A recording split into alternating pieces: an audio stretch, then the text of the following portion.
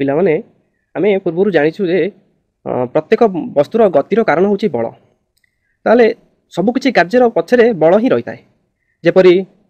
सेऊ गछरु पड़िबा सूर्य चारिपटे ग्रह माने घुरिबा पृथ्वी चारिपटे चंद्र घुरिबा ए सबु पछरे बल ही मुख्य कारण यही सबू गणना को आखि आगे रखी सार आइजाक न्यूटन भाविले जे प्रत्येक क्षेत्र में जो कार्य करुच्ची जो बल द्वारा जो कार्य होउची एई बल एक अभिन्न अटे ताले एई बल को से महाकर्षण बल बोली नामित कले। ताले चलो चलो जानिबा एई महाकर्षण बल संपर्क रे। ताले महाकर्षण बल काहेकि अभिन्न एक और केउ क्षेत्र में कार्य करुच्चे ताले एई महाकर्षण बल प्रत्येक वस्तु उपरे कार्यकारी होइताय। ताले एई महाकर्षण बलर केतोटी प्रकृति हला या प्रत्येक वस्तु को निज आड़ को आकर्षण करवा या सबू छोट वस्तु हो बड़ वस्तु हो समस्त वस्तु उपर कार्यकारी हेबा यही बल वस्तुर वस्तुत्व और वस्तु मध्य दूरता पर निर्भर करवा यही सब घटना को नहीं न्यूटन शेष को उपनीत हेले जे यही महाकर्षण बल जेकोसी दुईटी जड़ीय वस्तु मध्य रही है ताले यही जड़ीय वस्तु मध्य बल को नहीं एक नियम बाहर कले ताकू सार्वजनीन महाकर्षण नियम बा यूनिवर्सल लॉ ऑफ ग्रेविटेशन कहला। ताले ए सार्वजनीन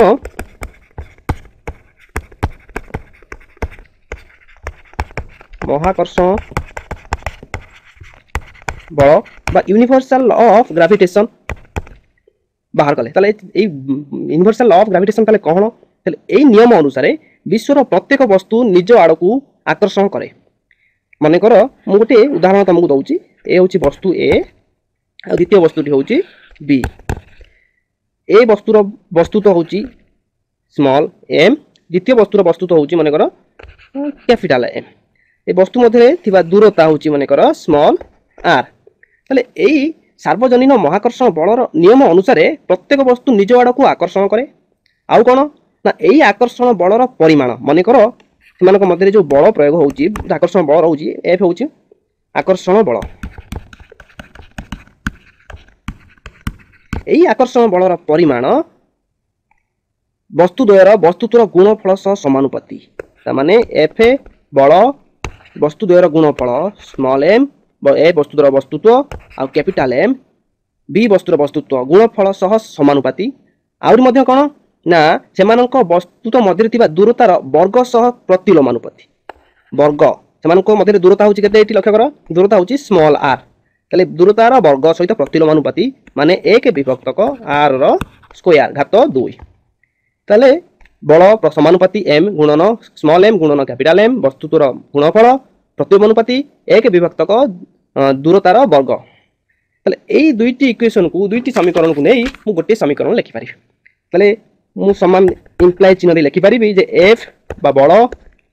समानुपाती M capital M divided by small are रो स्क्वायर ताले मु लिखि पारिबी एई भाबे लिखि पारिबी ताले एई समानुपाती रु मु गोटिए ध्रुवांक नै लिखि पारि मध्य एफ समान गोटिए कांस्टेंट बा कोनती समानुपातिक ध्रुवांक जी एम कैपिटल एम विभक्तक स्मॉल आर रो घात 2 ताले एटाकू एठारे ए कैपिटल जी को कहा जाए समानुपातिक ध्रुवांक समानुपातिक ध्रुवांक। ताले न्यूटन यही ध्रुवांकर मूल्य निर्णय करने पाई अनेक गुड़िक एग्जांपल उदाहरण नेले माने छोट वस्तु को नहीं जीरो मूल्य निर्णय कले बड़ वस्तु को नहीं जीरो मूल्य निर्णय करे यही मूल्य निर्णय करने समय से सब जीरो मूल्य गोटे मूल्य ही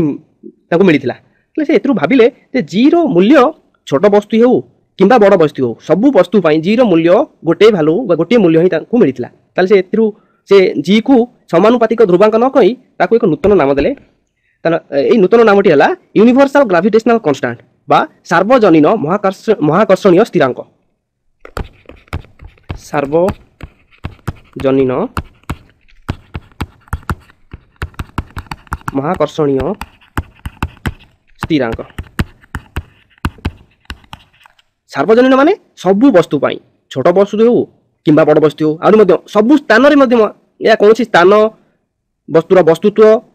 किंबा वस्तु मध्य थिबा दूरता कौनसी रो वैल्यू ऊपर निर्भर करे नै जी को सार्वजनीन महाकर्षणीय स्थिरांक कहा जाए। ताले এই ଜି ର ଭ୍ୟାଲୁ ସେ ନିର୍ଣ୍ଣୟ କରି ଦେଖିଲେ ବସ୍ତୁର ବସ୍ତୁତ୍ୱକୁ ଜଣା ଥିବା ବସ୍ତୁର ବସ୍ତୁତ୍ୱ ନେଲେ ସେମାନଙ୍କ ମଧ୍ୟରେ ଦୂରତା ମଧ୍ୟ ନିର୍ଣ୍ଣୟ କରି ଜି ର ଭ୍ୟାଲୁ ସେ ନିର୍ଣ୍ଣୟ କଲେ। ଜି ର ଭ୍ୟାଲୁ ତାଙ୍କୁ ମିଳିଥିଲା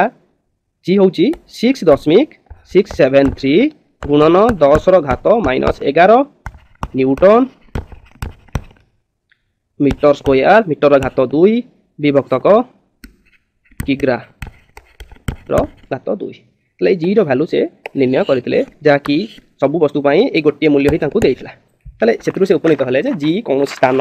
ପାତ୍ର କି ବସ୍ତୁର ବସ୍ତୁତ୍ୱ କିମ୍ବା ବস্তୁ ମଧ୍ୟରେ ଦୂରତା ଉପରେ ନିର୍ଭର କରେ ନାହିଁ। ସେଥିପାଇଁ ଏହାକୁ ସାର୍ବଜନୀନ ମହାକର୍ଷଣୀୟ ସ୍ଥିରାଙ୍କ କୁହାଯାଏ। ତାହେଲେ ସେ এই ବସ୍ତୁ ଜି ର ଭ୍ୟାଲୁ ନିର୍ଣ୍ଣୟ କରିବା ସମୟରେ କରିବା ପରେ ଏହାର ଗୁରୁତ୍ୱ ବିଷୟରେ ଜାଣିବାକୁ ଚାହିଁଲେ। এই ମହାକର୍ଷଣୀୟ ବଳର ଗୁରୁତ୍ୱ ମହାକର୍ଷଣ ବଳର ଗୁରୁତ୍ୱ ତାହେଲେ କ'ଣ କେଉଁ ସ୍ଥାନରେ ଆମେ ମହାକର୍ଷଣ ବଳ ଅନୁଭବ କରିଥାଉ ତାହେଲେ সেই ବିଷୟରେ ତାହେଲେ ଜାଣିବା। ମହାକର୍ଷଣ ବଳର ଗୁରୁତ୍ୱ କ'ଣ ତାହେଲେ ଗୁରୁତ୍ୱ এই ବଳର ଅନେକ ଗୁରୁତ୍ୱ ଅଛି। ମୁଁ ଗୋଟିଏ ବା ଦୁଇଟି ଗୁରୁତ୍ୱ ବିଷୟରେ କହୁଛି। ଏହି ମହାକର୍ଷଣ ବଳ ଅତି ଦୁର୍ବଳ ସେଥିପାଇଁ ଏହାକୁ ଦୁର୍ବଳ ବଳ ବା ୱିକ୍ ଫୋର୍ସ ମଧ୍ୟ କୁହାଯାଏ। ଏହି ବଳ ସାହାଯ୍ୟରେ ସୂର୍ଯ୍ୟ ଚାରିପଟେ ଗ୍ରହମାନେ ଘୁରୁଥାନ୍ତି ଆଉ ପୃଥିବୀ ଚାରିପଟେ ଚନ୍ଦ୍ର ମଧ୍ୟ ଘୁରିଥାଏ। ଏହି ବଳ ଯୋଗୁଁ ଆମେମାନେ ପୃଥିବୀ ପୃଷ୍ଠରେ ଅବସ୍ଥାନ କରୁଛୁ ଯାହାକି ଅତି ମୁଖ୍ୟ ଗୁରୁତ୍ୱ। ଏହି ବଳ ଯୋଗୁଁ ଆମ୍ଭେମାନେ ପୃଥିବୀ ପୃଷ୍ଠରେ ଅବସ୍ଥାନ କରୁଛୁ।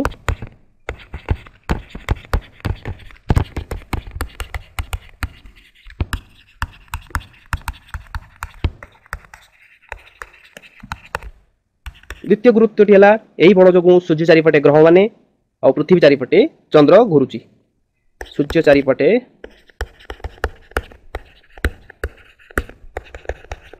ଗ୍ରହ ଓ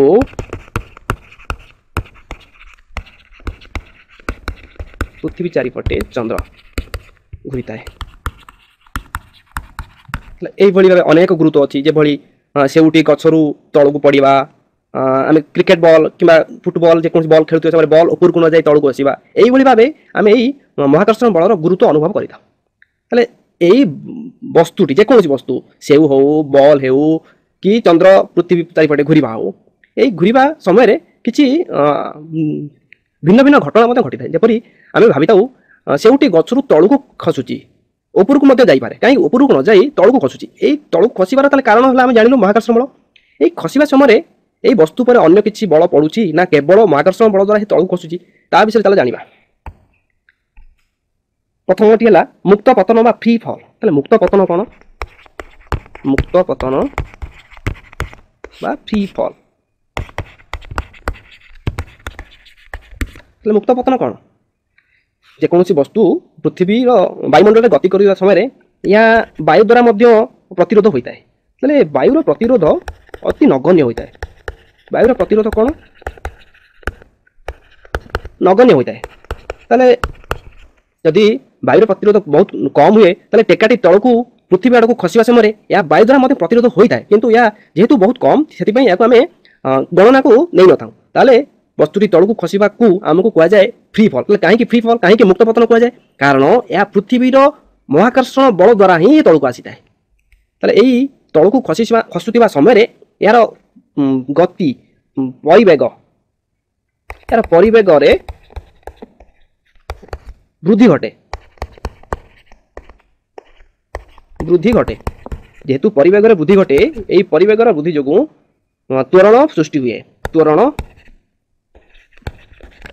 এই ତ୍ୱରଣ ତମେ ଜାଣିଛ ତ୍ୱରଣ ହେଉଛି ଯଦି ପରିବେଗର ମୂଲ୍ୟ ପରିବର୍ତ୍ତନ ହୁଏ ତାହେଲେ ବସ୍ତୁଟି ତ୍ୱରିତ ହୁଏ। এই ତ୍ୱରଣ ଯେହେତୁ କେବଳ ପୃଥିବୀର ମହାକର୍ଷଣ ବଳ ଦ୍ୱାରା ହୁଏ ଏହାକୁ ଆକ୍ସେଲରେସନ୍ ଡ୍ୟୁ ଟୁ ଗ୍ରାଭିଟି ବା ମହାକର୍ଷଣ ଜନିତ ତ୍ୱରଣ କୁହାଯାଏ। ତାହେଲେ ଏହାକୁ ମହାକର୍ଷଣ ଜନିତ ତ୍ୱରଣ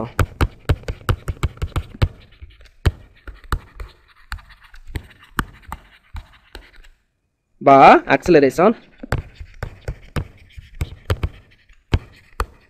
ଡ୍ୟୁ ଟୁ ଗ୍ରାଭିଟି କୁହାଯାଏ। କାହିଁକି କୁହାଯାଏ ଏହାକୁ ମଧ୍ୟ ସ୍ମଲ୍ ଜି ଅକ୍ଷରରେ ଇଂଲିଶ ଲେଟରରେ ଲେଖାଯାଏ। ତାହେଲେ କାହିଁକି କୁହାଯାଏ ମହାକର୍ଷଣ ଜନିତ ତ୍ୱରଣ? ଏହା କେବଳ ପୃଥିବୀର ମହାକର୍ଷଣ ବଳ ଦ୍ୱାରା ହିଁ ହୋଇଥାଏ। ତାହେଲେ ଏଇ ମହାକର୍ଷଣ ଜନିତ ଯେଉଁ ତ୍ୱରଣ ସୃଷ୍ଟି ତାହେଲେ ତ୍ୱରଣର ମୂଲ୍ୟ ନିର୍ଣ୍ଣୟ କରିବା କିଭଳି ଭାବେ ଏ ଜିର ମୂଲ୍ୟ ଆମେ ନିର୍ଣ୍ଣୟ କରିବା? ତମେ ଜାଣିଛ ନ୍ୟୁଟନଙ୍କ ଦ୍ୱିତୀୟ ନିୟମ ଅନୁସାରେ बलर परिमाण वस्तुत्व और त्वरणर गुणफल सह सामान ताने बल जदि एफ हुए तुम अलरेडी जानि सारिछ जे बल को हम एफ लिखुछु जदि बल एफ हुए ताले इठी त्वरण को हम ए न नै जी नेउछु काहे कि ना या acceleration due to gravity only ताले एफ को हम ए बल को न्यूटन को द्वितीय नियम अनुसार केते लिखि परिबा वस्तुर वस्तुत्व गुणन एक्सेलरेशन माने केते ना जी ताले माने करो न्यूटन को नियम अनुसार F equal to M G समीकरण 1 हो ताले तमे को आम न्यूटन को यूनिवर्सल लॉ ऑफ ग्रेविटेशन रु एफ रो मूल्य केते निर्णय करितलु ताले F equal to capital G small M capital M विभक्त को आर रो स्क्वायर आर रो घात 2 समीकरण 2 ताले दुईटी समीकरण रे आम केवल बलर मूल्य ही निर्णय कलु ताले आम दुईटी समीकरण को नै हम लिखि परिबा केते समीकरण 1 2 उभय दुई समीकरण समान अटे ताले आम एथु लिखि परिबा जी रो मूल्य समान केते ना कैपिटल जी जहा कि यूनिवर्सल ग्रेविटेशनल कांस्टेंट जी आउ कैपिटल एम विभक्त को स्मॉल आर रो घात 2 ताले जी रो मूल्य आमे पाई गलु तो जी रो मूल्य केते हैला G M by R square ताले जदी वस्तुटी पृथ्वी रो पृष्ठ ऊपर रुहे माने करो ए होची पृथ्वी रो व्यासार्ध एटा होची केंद्र सी तार व्यासार्ध होची आमे एटी जो स्मॉल आर नैचु माने करो ए पृथ्वी रो वस्तु तो हैला कैपिटल एम जो वस्तु आमे नैचु जे कोन से वस्तु तमे नै परिबो तार वस्तु तो माने करो स्मॉल एम सेमान को मध्य दूरता होची थिला दूरता केते ना स्मॉल आर जदि ए वस्तु को मु पृथ्वी पृष्ठ को नै आसीबी ताले कहिलो पिले जे वस्तु आ पृथ्वी मध्य दूरता केते हबो से दूरता पृथ्वी रो रेडियस सहित बा व्यासार्ध सहित समान हे जिवो ता माने जदि वस्तुटी पृथ्वी पृष्ठ रे रुए वस्तु पृथ्वी पृष्ठ रे रहिले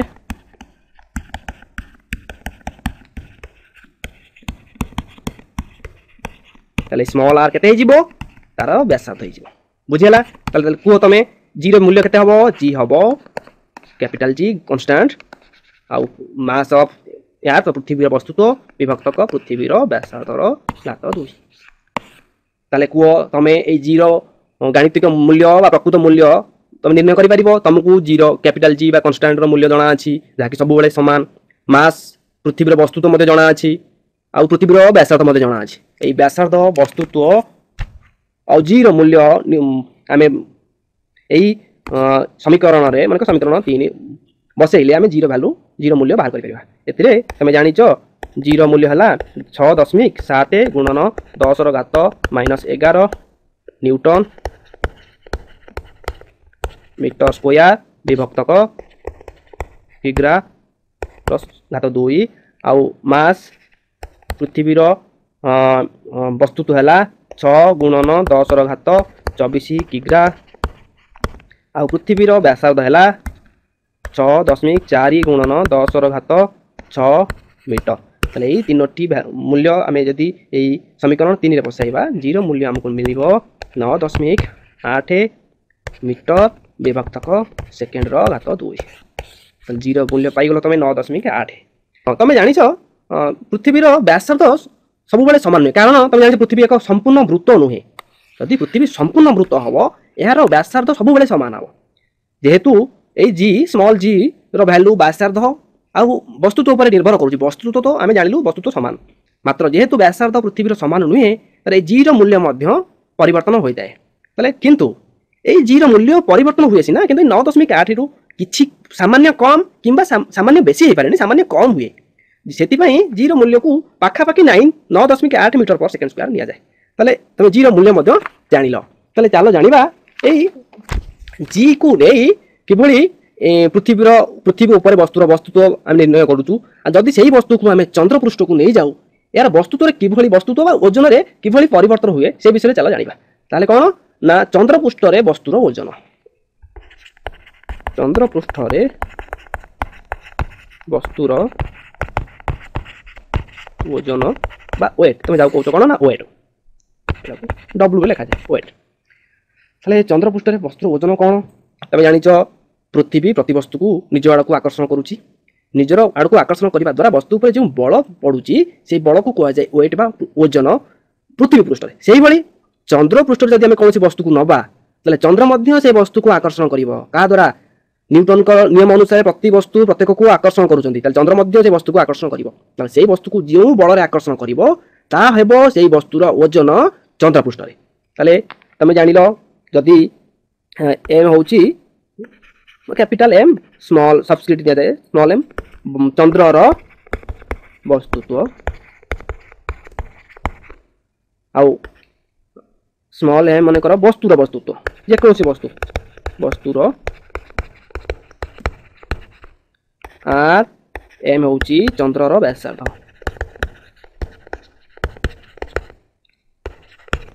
ଆଉ wm ହେଲା ବସ୍ତୁର ଓଜନ। ତାହେଲେ ନ୍ୟୁଟନଙ୍କ ମାଧ୍ୟାକର୍ଷଣ ନିୟମ ଅନୁସାରେ ତାହେଲେ ବସ୍ତୁର ଓଜନ କେତେ ହେବ ଚନ୍ଦ୍ର ପୃଷ୍ଠରେ କେତେ ହେବ ବସ୍ତୁର ଓଜନ wm ସମାନ g ଗ୍ରାଭିଟେସନାଲ କନଷ୍ଟାଣ୍ଟ ସବୁବେଳେ ସମାନ ତମେ ଜାଣିଛ ଆଉ ଚନ୍ଦ୍ରର ବସ୍ତୁତ୍ୱ ଗୁଣନ ସେଇ ବସ୍ତୁର ବସ୍ତୁତ୍ୱ ବିଭକ୍ତକ ଚନ୍ଦ୍ରର ବ୍ୟାସାର୍ଦ୍ଧର ଘାତ 2 ଏ ହେଲା ବସ୍ତୁର ବସ୍ତୁତ୍ୱ ଚନ୍ଦ୍ର ପୃଷ୍ଠରେ। ଓକେ ତାହେଲେ କୁହ ସେଇଭଳି ତମେ ଜାଣିଛ অলরেডি ମୁଁ ତମକୁ କହି ସାରିଛି ପୃଥିବୀ ପୃଷ୍ଠରେ ବସ୍ତୁତ୍ୱ କେତେ ହେବ ତ ଏଟାକୁ WE ନିଆଯାଉ ଯୋଉଟା କି ବସ୍ତୁର ବସ୍ତୁତ୍ୱ ୟାର୍ଥରେ ବା ପୃଥିବୀରେ ତ କେତେ ନା ସେଇ g ପୃଥିବୀର ବସ୍ତୁତ୍ୱ ME ଆଉ ପୃଥିବୀର ବ୍ୟାସାର୍ଦ୍ଧର ଘାତ 2। ତାହେଲେ ତମକୁ ଜଣା ଅଛି g ର ମୂଲ୍ୟ ପୃଥିବୀର ବ୍ୟାସାର୍ଦ୍ଧ ଚନ୍ଦ୍ରର ବ୍ୟାସାର୍ଦ୍ଧ ପୃଥିବୀର ବସ୍ତୁତ୍ୱ ଚନ୍ଦ୍ରର ବସ୍ତୁତ୍ୱ ଆଉ ପୃଥିବୀର ବସ୍ତୁତ୍ୱ ହେଲେ ଏଇ ସବୁ ଭ୍ୟାଲୁ ବା ମୂଲ୍ୟକୁ ଆମେ ଏଇ ସମୀକରଣରେ ବସେଇଲେ ଆମେ ପାଇବା ଚନ୍ଦ୍ରର ବସ୍ତୁତ୍ୱ ଚନ୍ଦ୍ରରେ ସେ ବସ୍ତୁର ବସ୍ତୁତ୍ୱ ଓଜନ ୱେଟ୍ ବସ୍ତୁତ୍ୱ ତ ସବୁବେଳେ ସମାନ m ହେଉଛି ବସ୍ତୁତ୍ୱ m ସବୁବେଳେ ସମାନ ହେବ ମାତ୍ର ଓଜନ ବା ୱେଟ୍ ଚନ୍ଦ୍ର ପୃଷ୍ଠରେ ବସ୍ତୁର ଓଜନ wm କେତେ ହେବ ନା ପୃଥିବୀ ପୃଷ୍ଠରେ ଆମେ ଯେତିକି ନିର୍ଣ୍ଣୟ କରିଥିବା ସେଇ ବସ୍ତୁତ୍ୱର 6 ଭାଗରୁ 1 ଭାଗ ମାନେ wm ସମାନ WE/6 ପୃଥିବୀ ପୃଷ୍ଠରେ ଯଦି ମନେକର ମୁଁ ତମକୁ ଗୋଟେ ଉଦାହରଣ ଦଉଛି ଯଦି ପୃଥିବୀ ପୃଷ୍ଠରେ ଗୋଟେ ବସ୍ତୁର ଓଜନ 6 ନ୍ୟୁଟନ ହୁଏ ତାହେଲେ କହିଲ ପୃଥିବୀରେ ୟାର୍ଥ ଚନ୍ଦ୍ର ପୃଷ୍ଠରେ ଏହାର ଓଜନ କେତେ ହେବ এই নিয়ম অনুসারে এই সমীকরণ অনুসারে তুমি কই পারিবো 6 নিউটন বিভক্তক 6 তাহলে কেতে না 1 নিউটন তাহলে যদি পৃথিবী পৃষ্ঠরে গোটে বস্তুর ওজন 6 নিউটন হুয়ে চন্দ্র পৃষ্ঠরে তার ওজন হব